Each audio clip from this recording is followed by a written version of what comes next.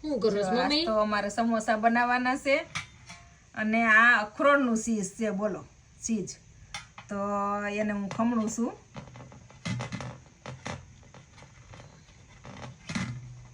આમ જો બાજુમાં એક બીજું ચીઝ છે, તમને ખબર છે કેવું છે?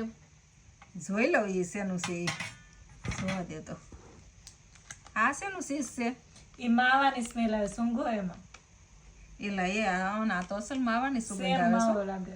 તો આના તો પેંડા બને, પણ હવે પેંડા તો આગળ નથી બનાવવા. આપણે ટોપરા પગ પેલા ખૂટી જાય ને પછી પેંડા બનાવશું. મમ્મી ચીઝ માંથી પેંડા ન બને તો એની સ્મેલ આવે.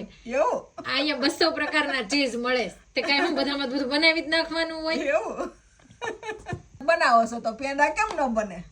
એ તો પેંડા ન બને, સમોસા બની જાય. હાલો બધાય સમોસા ખાવા, અખરોટ વાળા, માવા વાળા અને સાદા બટેટા વાળા.